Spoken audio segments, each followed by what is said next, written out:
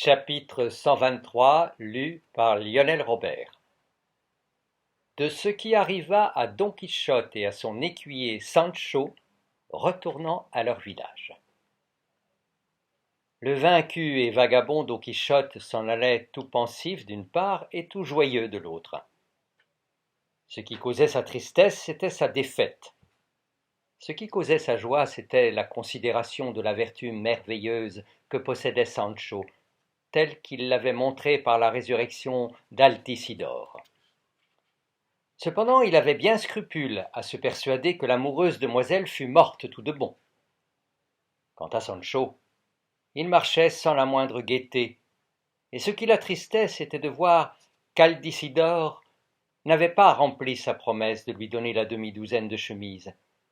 Pensant et repensant cela, il dit à son maître « En vérité, Seigneur, il faut que je sois le plus malheureux médecin qu'on puisse rencontrer dans le monde, car il y en a qui, après avoir tué le malade qu'ils soignent, veulent encore être payés de leur peine, laquelle n'est autre que de signer une ordonnance de quelque médecine, qu'ils ne font pas même, mais bien apothicaire, et tant pis pour les autres dupes, pour les pauvres dupes, oui.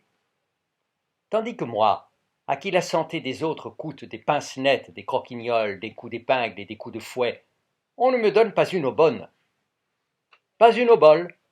Eh bien, je jure Dieu que, si l'on amène en mes mains un autre malade, il faudra bien me les graisser avant que je le guérisse, car enfin, de ce qu'il chante, l'abbé s'alimente, et je ne puis croire que le ciel m'ait donné la vertu que je possède pour que je la communique aux autres sans en tirer patte ou aile. Tu as raison, ami Sancho, répondit Don Quichotte, et c'est très mal fait à Altisidore de ne pas t'avoir donné les chemises annoncées, bien que ta vertu te soit gratis data, car elle ne t'a coûté aucune étude. Cependant, endurer le martyre sur ta personne, c'est pique étudier. Quant à moi, je puis dire que si tu voulais une paye pour les coups de fouet du désenchantement de Dulcinée, je te la donnerais aussi bonne que possible.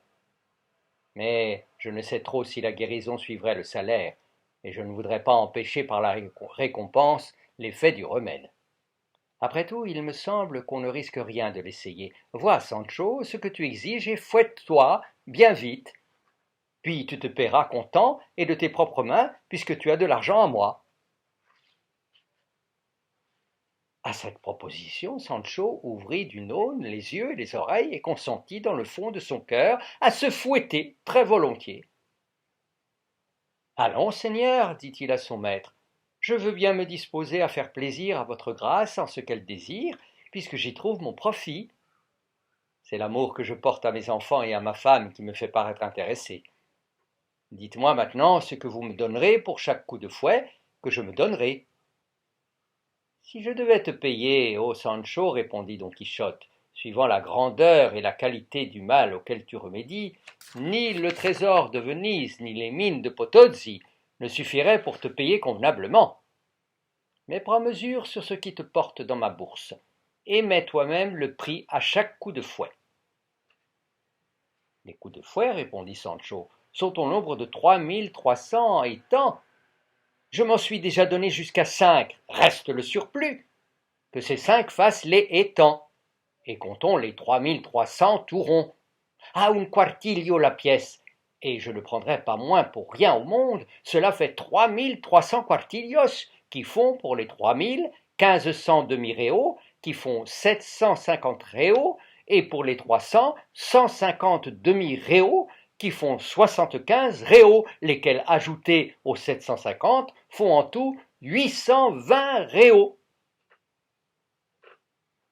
Je défalquerai cette somme de celle que j'ai à votre grâce, et je rentrerai dans ma maison riche et content, quoique bien fouetté et bien sanglé, car on ne me prend pas de truite, et je ne dis rien de plus.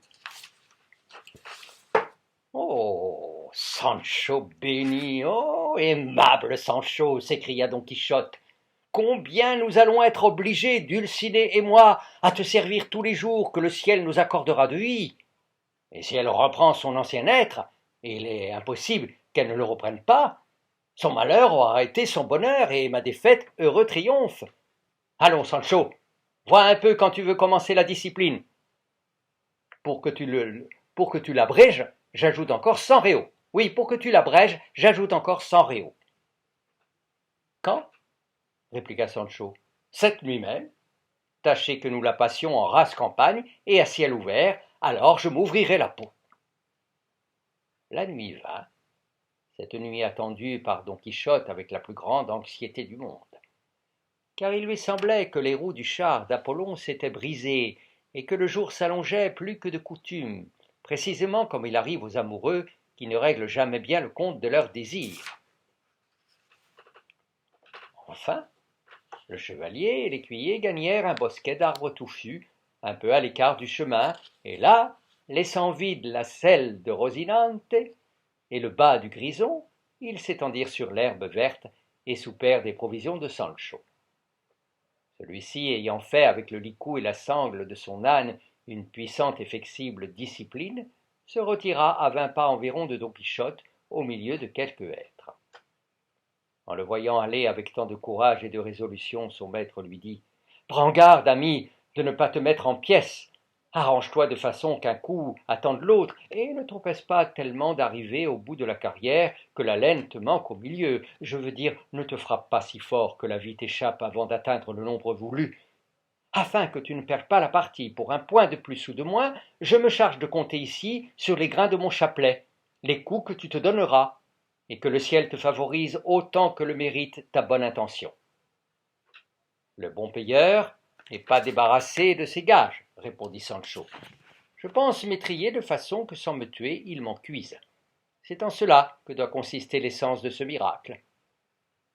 Aussitôt, il se déshabilla de la ceinture au haut du corps, puis, empoignant le cordeau, il commença à se fustiger, et Don Quichotte à compter les coups.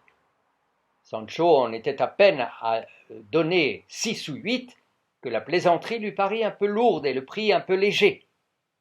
Il s'arrêta et dit à son maître qu'il appelait du marché pour cause de tromperie, parce que des coups de fouet de cette espèce méritaient d'être payés un demi-réal pièce et non un quartillo.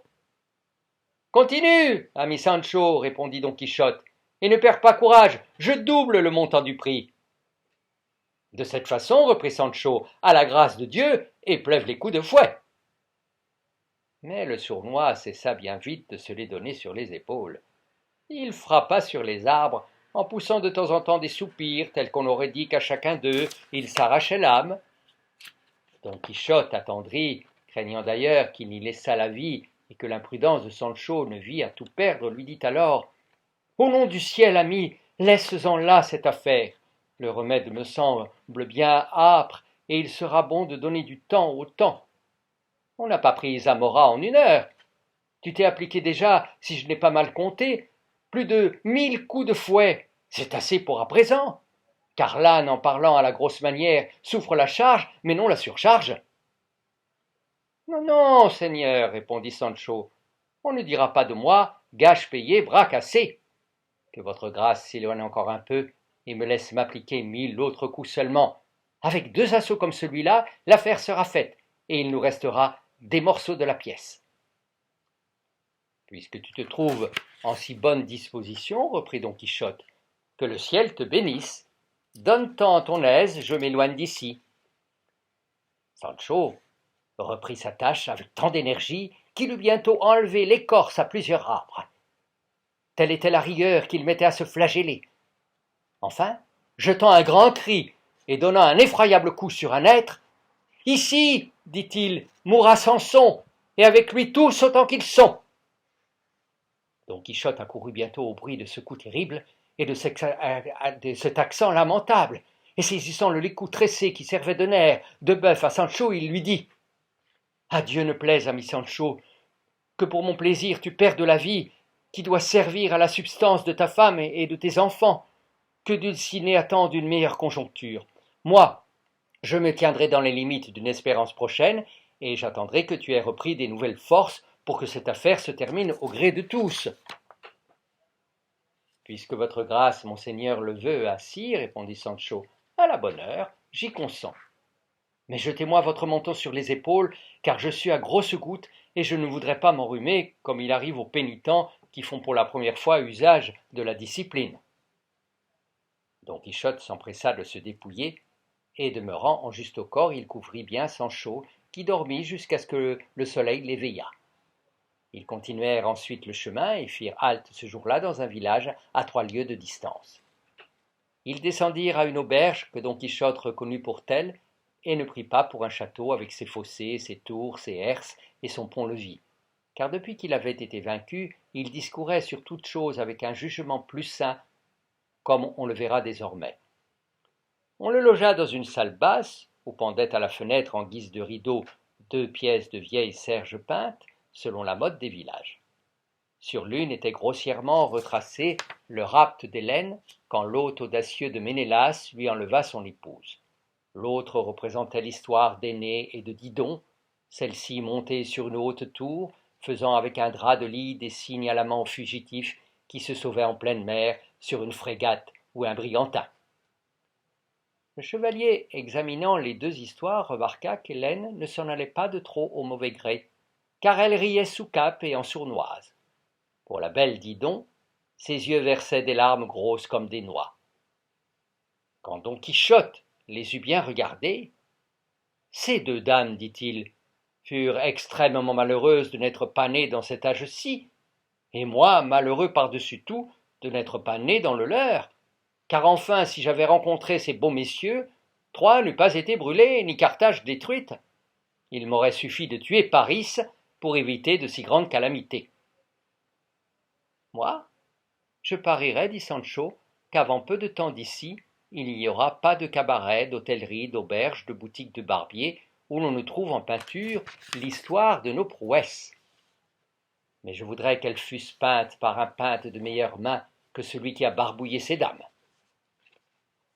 Tu as raison, Sancho, reprit Don Quichotte, car en effet, celui-ci ressemble à Orbaneja, un peintre qui demeurait à Ubeda, lequel, quand on lui demandait ce qu'il peignait, « Ce qui viendra », disait-il, et si par hasard il peignait un coq, il écrivait au-dessous « Ceci est un coq », afin qu'on ne le prît pas pour un renard.